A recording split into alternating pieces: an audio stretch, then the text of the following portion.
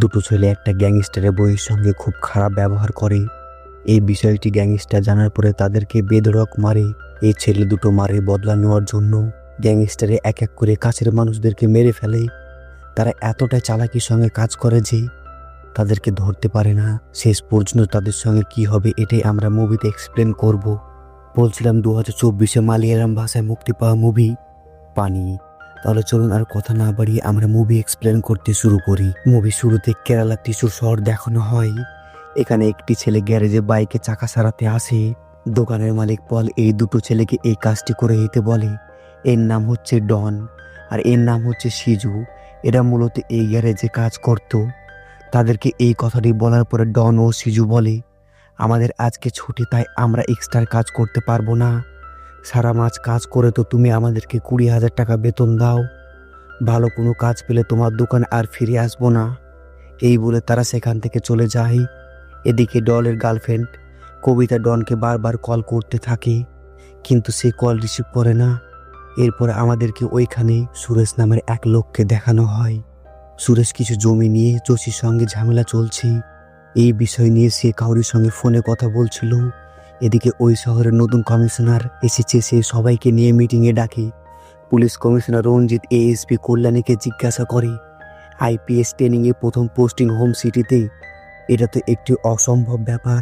Reference ছাড়া ওখানে থাকা একটা অফিসার বলে, ম্যাডাম তো ত্রিশূরের প্রভাবশালী মালাতুন পরিবারের মেয়ে। এরপরে কমিশনার রঞ্জিত সবাইকে জিজ্ঞাসা করে, এই শহরে ক্রাইম রেট তো মূলত বেড়েই চলেছে, এই শহরে এখন অ্যাক্টিভ কারা? ওখানে থাকা একজন অফিসার বলে, এখানে তো অনেকগুলো গ্রুপ আছে, তবে সব থেকে পাওয়ারফুল অরেন্ট দেবী, কারণ সব থেকে ওর নামে অরেন্ট। ওর গ্রুপে প্রায় 400-এরও বেশি লোক আছে। সে ছোট বড় সব ধরনের সেটেলমেন্ট করে থাকে। আমরা যদি ওর বিরুদ্ধে যাই আমাদেরকে ট্রান্সফার করে দেয়। ওর সাথে আরও কয়েকজন আছে, ওরা টিম হয়ে একসঙ্গে কাজ করে। রঞ্জিত বলে, আশা করি ওদের থেকে বড় টিম আমাদের কেরালা পুলিশ। রঞ্জিত বলে, তোমরা কাজ করো বা না করো, আমাকে তো কাজ করতে হবে, আমি এই শহরে ক্রাইম রেট কমাবই। অন্যদিকে ডন ও সিজুকে দেখানো হয়, তারা একটি ফুটপাতে ছাতা ও জল নিয়ে দাঁড়িয়ে আছে। ডন সুরেশকে আসতে দেখে তার কাছে গিয়ে ডন বলে, সুরেশ ভাই, যোশী ভাইয়ের সঙ্গে যে আপনার জমি নিয়ে ঝামেলা চলছে সেটি মিটিয়ে নেন না, না হলে তো সমস্যায় পড়বে। সুরেশ বলে, তোমরা আমাকে রাস্তার মাঝে ভয় দেখাচ্ছ আর আমি ভয় পেয়ে যাব। সিজু ওই দিকে ছাতা খুলে ডনদেরকে আড়াল করে দাঁড়ায়। এই সুযোগে ডন সুরেশকে স্ক্রুড্রাইভার ঢুকিয়ে এটিএমের মধ্যে নিয়ে যায় এবং তাকে মেরে ফেলে। এরপরে সিজু তাকে জলের বোতলটা দিয়ে সেই স্ক্রুড্রাইভার আর হাত ধুয়ে সেখান থেকে বেরিয়ে আসে। সিজু ডনকে বলে, আমাদের এই পোশাকটা চেঞ্জ করে ফেলতে হবে। তাই তারা একটি মলে যায়। অন্যদিকে গিরি আর গিরি ওয়েবকে দেখানো হয়। গিরি এই শহরের মাঙ্গলাত বিল্ডারের মালিক। গিরি এই শহরের সব থেকে পাওয়ারফুল একজন ব্যক্তি। তারা কোনো এক জায়গায় যাচ্ছিল। এদিকে ডন ও সিজু চেঞ্জ করে বেরিয়ে এটিএমের সামনে দিয়ে যাচ্ছিল। তারা খেয়াল করে মানুষজন এখন এই বিষয়টা খেয়াল করেনি। তখনই ডনের গার্লফ্রেন্ড কবিতা ওইখানেই ছিল। সে বলে, আমি কখন থেকে তোমার জন্য ওয়েট করছি, আমার সঙ্গে এখনই চলো। ডন বলে, আমি এখন যেতে পারবো না, কারণ তাদেরকে তো ওই পোশাকগুলো সব জ্বালিয়ে ফেলতে হবে। তাই তারা একটি ফাঁকা জায়গাতে এসে তাদের পোশাকগুলো সব জ্বালিয়ে ফেলে। কিছু সময় পর আবারও এটিএমের সামনে দিয়ে যাচ্ছিল। তখন তারা খেয়াল করে ওইখান দিয়ে রক্ত গড়িয়ে পড়ছে। তাই তারা চিৎকার করে লোকজন জড়ো করে। এর মধ্যে একজন এটিএমের দরজা খুলে দেখে সুরেশের রক্তাক্ত দেহটি পড়ে আছে, আর এই বিষয়টি পুলিশকে জানিয়ে দেয়। ওখানে কবিতাও ছিল। কবিতা ডনের কাছে আসলে ডন বলে, আমি এই বিষয়টি প্রথম দেখেছি, আমি সবাইকে ডেকেছি। এদিকে খবর পেয়ে রঞ্জিত ওখানে পৌঁছায়।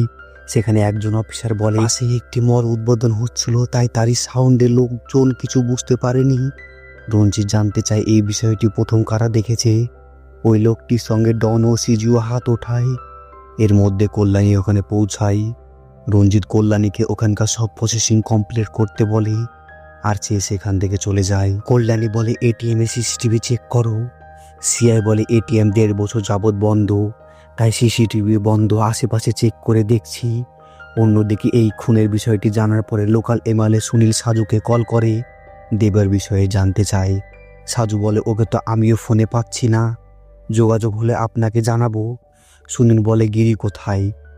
সাজু বলে, গিরি আমার সঙ্গেই আছে। এমএলএ সুনীল এই খুনের বিষয়ে জানতে চাইলে সাজু বলে খুনের বিষয়ে কোনো আপডেট পেলে আপনাকে আমরা জানিয়ে দেব। সুনীল তাদেরকে বলে তোমরা পাঠিয়ে পেছে আসো। সাজু বলে এখন তো এটা সম্ভব নয়, কারণ বিকালবেলায় আমাদের বাড়িতে পার্টি আছে। এর মধ্যে দেবী কল করে সাজুকে খুনের বিষয়টি জানতে চাইলে দেবী বলে আমার কোনো লোক এই কাজটি করেনি, মনে হয় বাইরের কেউ করেছে, পুলিশও কাজ চালিয়ে যাচ্ছে। আমরা খোঁজ নিয়ে দেখেছি, কোনো আপডেট পেলে আমি তোমাকে জানিয়ে দেব। গিরি দেবীকে বলে এই বিষয়টি যেন সিরিয়াসভাবে নেয়। দেবী বলে ঠিক আছে ভাই, বিকালে পার্টিতে দেখা হবে। দেবীর পাশে বসে যে গাড়ি চালাচ্ছে ওটি দেবীর স্ত্রী জয়া। এই দেবী মূলত অরেঞ্জ দেবী। এই শহরের যত ছোট বড় সেটেলমেন্ট এই দেবী করে। এর নাম হচ্ছে সুনি, দেবীর ডান হাত। অন্যদিকে ডনদেরকে দেখানো হয় তারা একটি রেস্টুরেন্টে বাথরুমে কবিতার সঙ্গে রোমান্স করছে। সেখানে অনেক লোকজন আসার কারণে সিজু তাদেরকে বেরিয়ে আসতে বলে। এর মধ্যে কমিশনার অফিস থেকে ডনকে ফোন করে কমিশনার অফিসে আসতে বলে। তারা সেখানে আসলে রঞ্জিত তাদের কাছ থেকে স্টেটমেন্ট নেয় এবং তাদেরকে বলে এই কেসটি সলভ না হওয়া পর্যন্ত তোমরা যেন এই শহর থেকে কোথাও যাবে না। ডন সেখান থেকে বেরিয়ে হতে ডনের মোবাইলে ফোন আসে। সুরেশকে যারা মারতে কন্ট্যাক্ট দিয়েছিল সে জানতে চায় বাকি টাকাটা কোথায় দিব। ডন বলে সুপার মার্কেটে চলে এসো, আগে যেখানে দেখা হয়েছিল। এদিকে গৌরী গিরিকে কল করে জানতে চাই বিকেলে পার্টির জন্য কোনো গিফট কিনেছো কি না। গিরি বলে আমি তো কাজের ব্যস্ত থাকার জন্য ভুলে গেছি, আমি মার্কেটে যাচ্ছি, তুমিও সেই মার্কেটে চলে এসো। সিজু ও ডন সুপার মার্কেটে বাইরে বসেছিল। সেখানে ডন বলে আমি 10 লক্ষ টাকা দিয়ে একটি বাইক কিনবো, তুমি কি কিনবে। সিজু বলে আমার তো আগে থেকে একটা বাইক আছে। এর মধ্যে সেখানে গৌরী চলে আসে। গৌরীকে দেখে তো ডনের মাথা নষ্ট হয়ে যায়। এর জন্যই গৌরী পিছু করতে করতে সুপার মার্কেটে পৌঁছে যায়, সঙ্গে সিজুকেও নিয়ে আসে। ডন সিজুকে বলে দেখছিস কি ফিগার, দাঁড়া একটু টাচ করে আসি। এই বলে ডন গৌরীকে টাচ করে। গৌরীও সঙ্গে সঙ্গে তাকে এক থাপ্পড় মেরে দেয়। এরপরে গৌরী সুপার মার্কেট থেকে বেরিয়ে যাচ্ছিল, সেখানে গিরি চলে আসে। সে বলে কেনাকাটা না করে বেরিয়ে যাচ্ছ কেন। গৌরী বলে এমনি চলো এখান থেকে। গৌরী ডনকে দেখি স্কাউন্ডেল বলে। এরপরে গিরির আর কিছু বুঝতে বাকি থাকে না। ডনের কাছে গিয়ে গিরি জানতে চাই তুমি কি। ডন উঠে জানতে চাই তুমি কি। এই বলা মাত্র গিরি তাদেরকে দুজনকে বেধড়ক মারে। এরপরে তারা সেখান থেকে বেরিয়ে যায়। ডন ও সিজুকে হাসপাতালে পাঠানো হয়। সিন চলে আসে সন্ধ্যায় পার্টিতে। একে একে তাদের পরিবারের সবাই সেখানে আসছে। সেখানে তারা সবাই মিলে আনন্দ করছে। কিছু সময় পর গিরি ও গৌরী বাড়ি চলে আসে। পরের দিন সকালে সুরেশের শেষকৃত্য দেখানো হয়। সুরেশের 2 ভাই। সুরেশ এখনো বিয়ে করেনি, তার বড় ভাইয়ের 2 ছেলে। সবাই ধারণা করছে যোশীর সঙ্গে জমি নিয়ে ঝামেলার জন্য হয়তো তারা তাকে মেরে ফেলেছে। এদিকে গিরিরা সবাই সেখানে আসে। তারা যাওয়ার সময় যোশীকে দেখতে পায়, তাই তারা যোশীকে তাদের গাড়িতে নিয়ে নেয়। দেবী বলে সবাই বলছে তোমার সঙ্গে নাকি জমি নিয়ে ঝামেলা চলছিল, সেই জন্য তুমি তাকে মেরে ফেলেছো। যোশী বলে এটা সম্ভব নয়, আমার সঙ্গে তো ওর জমি নিয়ে ডিল হয়েছিল, আমি কেন ওকে মারতে যাব। দেবী বলে তুমি এই প্রপার্টির কথা ভুলে যাও। এই খুনির সঙ্গে যদি তোমার কোনো সম্পর্ক থাকে তবে তুমি তো জানো পুলিশ ও আমরা ওই খুনিকে খুঁজে বেড়াচ্ছি। এই বলে তাকে গাড়ি থেকে নামিয়ে দেয়। অন্যদিকে ডন ও সিজুকে দেখানো হয় তারা মার খেয়ে হসপিটালে ভর্তি আছে। এর মধ্যে সুরেশের বড় ভাইয়ের 2 ছেলে তাদের সামনে দেখা করতে আসে। এরাই মূলত যোশীর সঙ্গে মিলে সুরেশকে মারা কন্ট্যাক্ট দিয়েছে। তারা তাদেরকে বাকি 10 লাখ টাকা দিয়ে দেয়।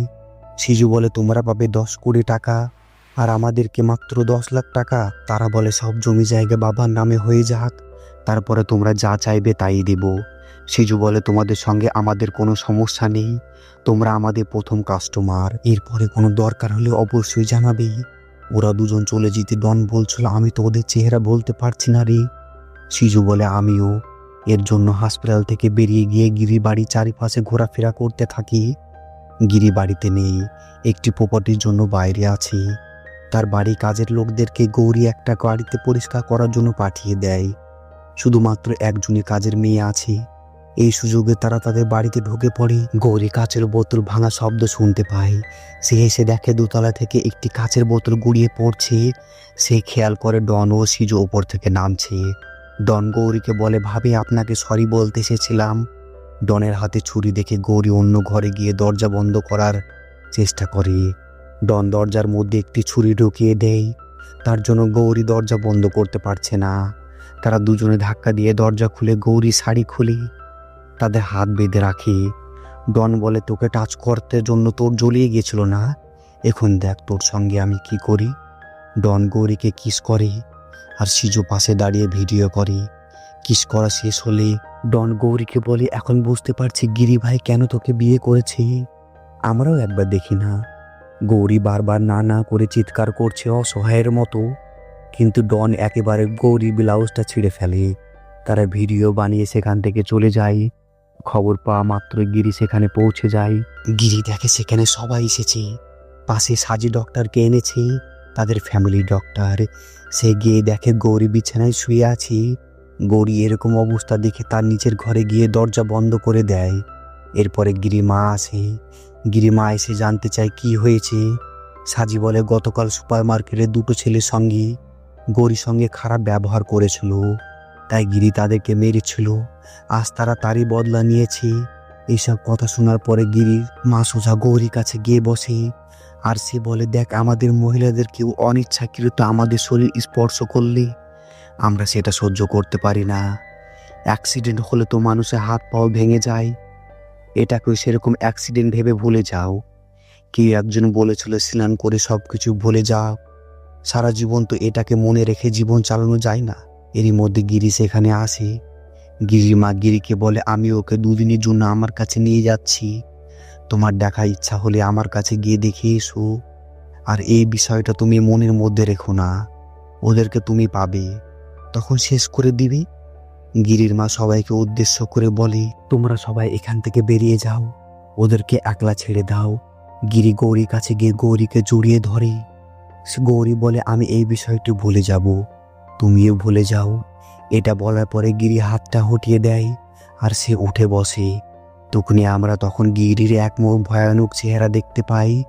এদিকে সিজু আর ডনকে দেখানো হয়, তারা দুজনে বাইকে ঘুরছিল। ডন বলে, ওরা হয়তো আমাদেরকে ধরে ফেলবে। সিজু বলে, কিভাবে? আমাদের তো কোথাও যাওয়ার নেই, ওরা তো আমাদের কাছে পৌঁছাতেই পারবে না, তবে আমরা ওদের কাছে ইচ্ছা করলে পৌঁছাতে পারবো। তার আগে আমাদের হেলমেট আর বাইকটা চেঞ্জ করতে হবে। ডন বলে, সমস্যা কোথায়? টাকা তো আছে, ওরা যদি কিছু করে আমরা ওদের 12টা বাজিয়ে দিব, তারপরে আমরা অন্য কোথাও চলে যাব। তারা সিসিটিভি চেক করে সিজু আর ডনের ছবি পায়। দেবী তার সব লোককে ওই ফটোটি পাঠিয়ে দেয়। সে বলে, এই বিষয়টি কাউকে জানানোর দরকার নেই, ওদের পরিবারে যে যেখানে আছে তাদেরকে তুলে নিয়ে আয়। সাজি বলে, সুপার মার্কেটের ফুটেজটাও তো নিয়ে আসতে হবে, বাইরে কেউ যেন না জানতে পারে। খবর পেয়ে কল্যাণীও সেখানে চলে আসে। সে বলে, আমরা কি এই বিষয়টি অফিসিয়ালি ভাবে নিতে পারি না? গিরি বলে, না। এদিকে দেবীর যত লোক আছে তাদেরকে ওই ছবিটি পাঠিয়ে দেওয়া হয়। তারা সবাই মিলে ডন ও সিজুকে খুঁজতে থাকে। এর মধ্যে ওই টায়ার রিপেয়ারিং করতে যাওয়া ছেলেটি তাদের ছবি দেখে বলে, আমি তো এদেরকে চিনি, এরা তো পলের দোকানে কাজ করতো, এর জন্য তাদেরকে দেবীর কাছে ডাকা হয়। এই খবরটা পুলিশও পেয়ে যায় যে দেবীরা ওদেরকে খুঁজছে। তারা রঞ্জিতকে বলে, আমাদের ধরার আগে ওরা ধরে ফেলবে। রঞ্জিত বলে, তাহলে পুলিশে কিসের প্রয়োজন?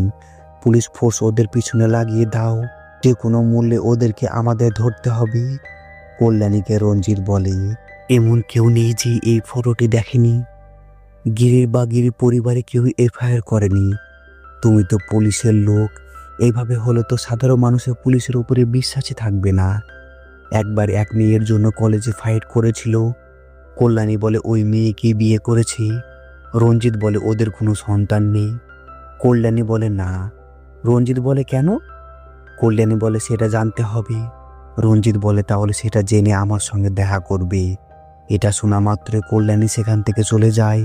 ওখানে থাকা অন্য অফিসাররা বলে, গিরি, দেবী, সাজি, গুরু এরা একই টিম, এরা সব একই সঙ্গে থাকে। ওরা ছোটখাটো ঝামেলাতে জড়ায় না, কারণ তারা ভাড়া থেকে এক একজন 25 লাখ টাকা করে পায়। বিজনেস তো আলাদা।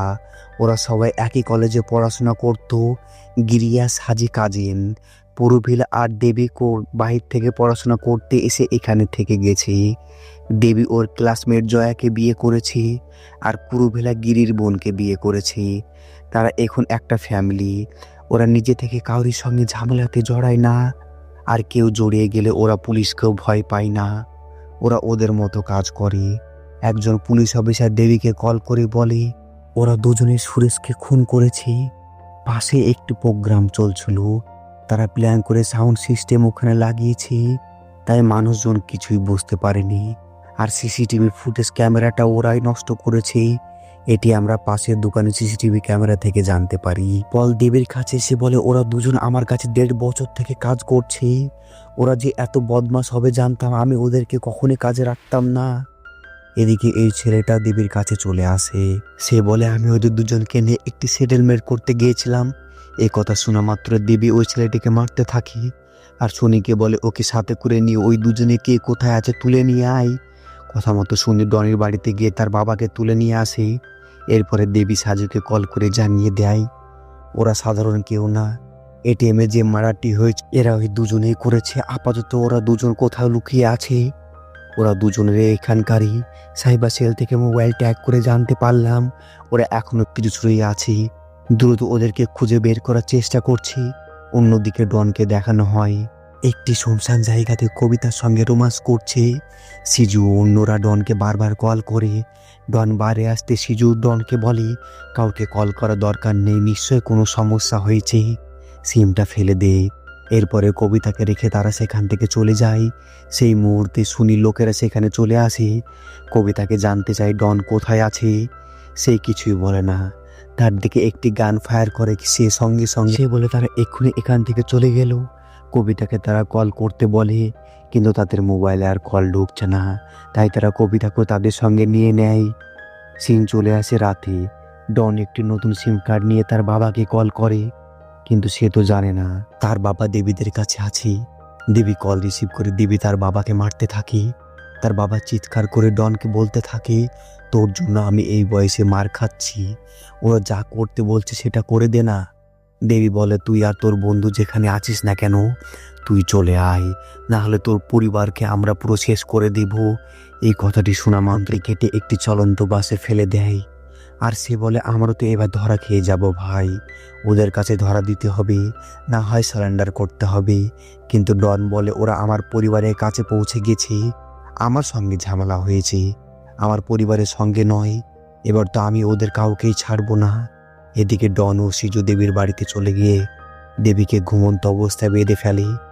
ডন তাকে থাপ্পড় মেরে ঘুম থেকে ভাঙায়। দেবীর হাত বাঁধা থাকায় সে কিছুই করতে পারছে না, তাই সে সিনুকে ডাকে। ডন বলে সুনিকে তো আগে মেরে ফেলেছি, কেন তুই ভয় পাচ্ছিস নাকি? আমার বাবাকে মেরা তুই কে? তোদের সমস্যা ছিল আমার সঙ্গে, বাবাকে তুললি কেন? এদিকে সিজু ডেভিড ডয়ার খুলতে একটি বন্দুক ও কিছু টাকা নেই। সেই বন্দুকটি দিয়ে ডন দেবীর মাথায় গুলি করে দেয়, আর সেই গান আর টাকা নিয়ে তারা সেখান থেকে বেরিয়ে যায়। এই বিষয়টি জানার পরে সবাই সেখানে আসে ও পুলিশ এসে চারিদিকটা ঘিরে ফেলে। শহরে সব থেকে বড় গ্যাংস্টারের খুন হয়ে গেছে। গিরি এসে দেখে জয়া দেবীর রক্তাক্ত দেহ জড়িয়ে ধরে কাঁদছে। গিরি এই বিষয়টি আর সহ্য না করতে পেরে সেখান থেকে বেরিয়ে যায়। যাওয়ার পথে গাড়ির নিচে কিছু পড়ার কারণে একটি ব্রিজে সে গাড়িটি দাঁড় করায়। সে গেটটি খুলে নিচে তাকাতে ডনটা সেই মুহূর্তে গুলি করে। গুলিটি গুরিকে লেগে যায়। এরপরে গিরি তার গাড়ি থেকে একটি বন্দুকটি বার করে তার গাতে গামছা বেঁধে তাদের দিকে ফায়ার করে, আর ওরা সেখান থেকে বাইক নিয়ে সেখান থেকে পালিয়ে যায়। কিন্তু গিরিও তার গাড়িটি নিয়ে তাদের পিছু করতে থাকে। পিছু করতে করতে চার মাথা এসেছিল, গাড়িতে একটি ঢিল ছুঁড়ে মারে আর গাড়িটি কাঁচ ভেঙে যায়। তারপরে তারা গিরিকে লক্ষ্য করে আরও কিছু গুলি ফায়ার করে। এরপরে তারা একটি জঙ্গলের মধ্যে এসে সিজু ডনকে বলে নিশ্চয় ওকে হয়তো গুলি লেগেছে, ওকে মারতে পারলে আমাদের খেলা শেষ, এরপরে আমরা এই শহরে রাজ করব। সিজু বলে ও মরুক আর না মরুক আমাদেরকে কিছুদিনকার জন্য আন্ডারগ্রাউন্ড হয়ে থাকতে হবে। ডন বলে সমস্যা কোথায়, আমাদের কাছে তো অনেক টাকা আছে। এ বলে তারা বাইক নিয়ে বেরিয়ে পড়ে। কিছুটা গিয়ে গিরি তাদের রাস্তা আটকে দেয়। এরপরে গিরি আবারও ওদেরকে ধরার চেষ্টা করে। ব্রিজের ওপরে উঠলে গিরি ওদেরকে ওভারটেক করে সামনে থেকে ব্লক করে দেয়, আর ওরা গিরির গাড়িতে ধাক্কা খেয়ে ব্রিজের নিচে গিয়ে পড়ে। গিরি নেমে এসে দেখে ওরা পানির তলে তলিয়ে গেছে। এদিকে গিরি হসপিটালে গিয়ে ওর গুলিটা বার করে আর ব্যান্ডেজ করে দেয়। সাজিরা কোনো কিছুতে মানতে পারছে না যে তাদের মধ্যে আর দেবী বেঁচে নেই। গিরিও এমনটা মানতে পারছে না।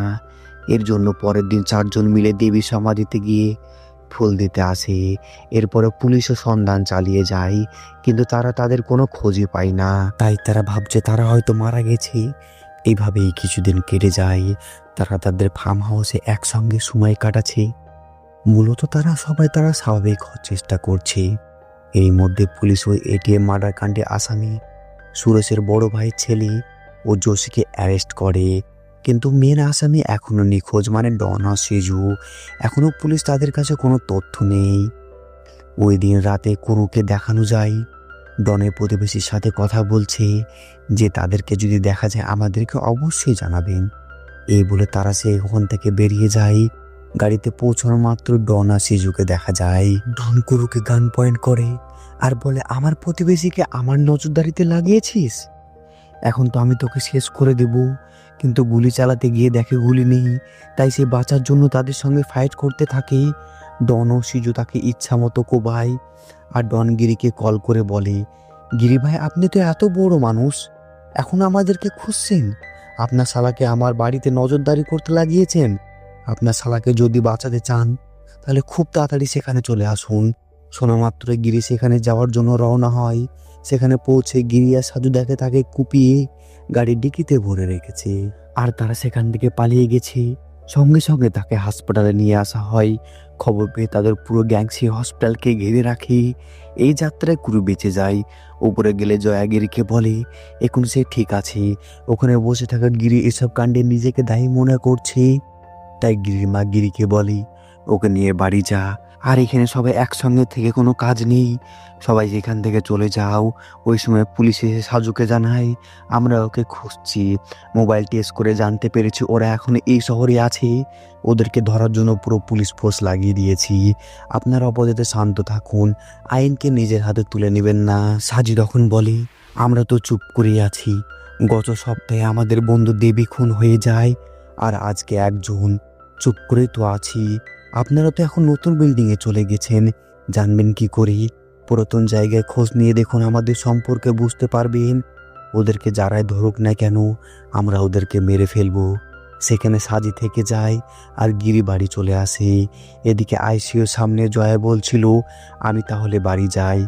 গিরির মা বলছে আমার একটু হাঁটুতে ব্যথা করছে, তাই আমি রেস্টরুমে গিয়ে একটু রেস্ট করি। এই বলে লিফটে যাই।